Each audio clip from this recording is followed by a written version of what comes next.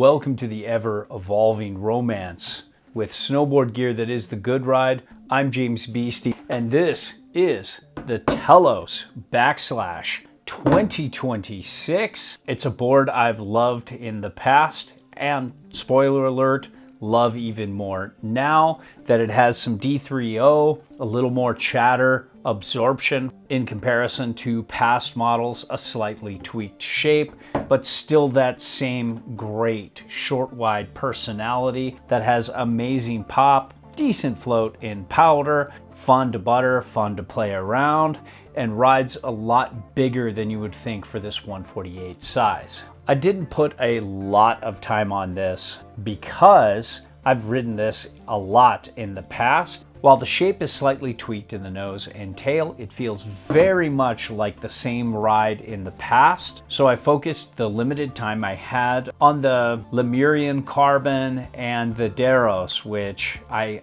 had to get to know very well. But to tell you, all I needed was a little time on this to bring all the magic and the love back that I've had on past models. I got this in some good groomers that had some slightly uneven situations here and there. In the past, I've gotten this in powder, groomers, hard snow, a little bit of everything in between. And this is an honest, objective review from an average rider's perspective. And I can do that thanks to sponsors like Blower Board Shop, who have been selling to snowboarders forever. They have a large online presence. So if you want to support objective content and support a good snowboarding shop that's been supporting snowboarders forever, click through our links and give them your hard-earned cash when you're looking to buy snowboard gear. So when it comes to sizing, I always felt in the past very much in between the 148 and the 53. That's just a huge sizing gap. I wish there was like a 151 or a 150.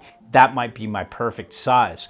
But with the addition of this chatter absorption technology from D3O, this felt a little better for my weight and a little more my size. If I needed to choose between a 53 and a 48, I would choose the 48 almost every day just because I like more control, better turn initiation, and this is already very wide even though it's very short. The 53 was so wide that it was fatiguing. It really cramped my arches to hold the edge on a turn in uneven snow. In good snow, it just lit up. But when you got into that uneven snow or tight spots, it was very fatiguing for me to turn. You really want to size down a lot with these boards. Let's talk shape. This is tapered and directional. This has about 16 millimeters of taper. There is a much bigger nose than tail, but has a very versatile stance range for riding closer to reference and set all the way back. And what I like about this board is it doesn't feel as tapered and directional as you would think. You feel like you have more tail than you do. And when it comes to camber, there is a healthy bow of camber from pretty much almost the tail to well past the inserts, with a mellow transition into early rise before this big nose. They do some passive stuff with the camber. I'm not really seeing it as much with this board as I do with other Telos boards, but I just love this camber profile, how it tracks, how it feels underfoot. It's not super technical because it isn't a lot of camber being such a short board.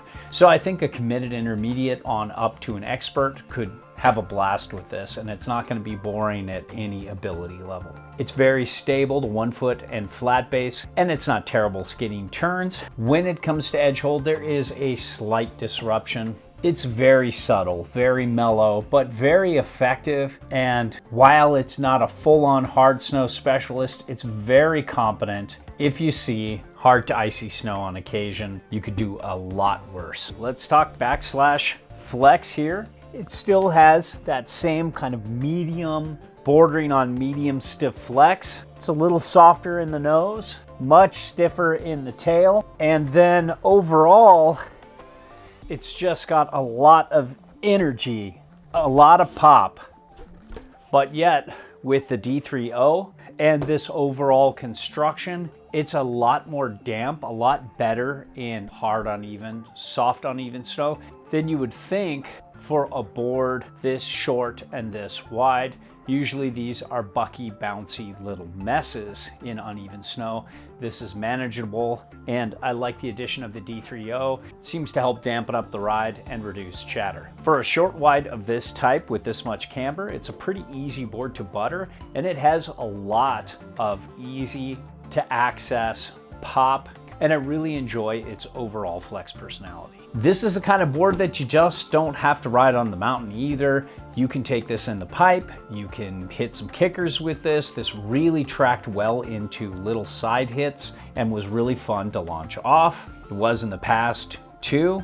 Maybe not the best board for jibbing, but everything else, it's pretty good. And when it comes to turning, this Backslash did a great job initiating a turn and getting it from edge to edge in tight spots. Even emerging moguls, this can do okay if you're sized right. On the 53, it was not good for me, but this 48 handles quick turns much better. I can get in and out of tight spots pretty fast with this, and it does a much better job. And when I get this edge committed and I start making turns, it's definitely more on the turny side, but it's doing some cool stuff here. It has a mellow entry into the side cut, so it doesn't feel hooky like it always wants to turn. It can go straight if you'd like to. But then as you get to the back of the board, there's a deeper side cut. So when you lean into this back foot, it really drives and turns a tighter radius. You can drive off the front foot and it doesn't feel that washy, and it can go down the line a little harder. So you have two personalities that you can play with that I really enjoy, and I think it's a very versatile ride.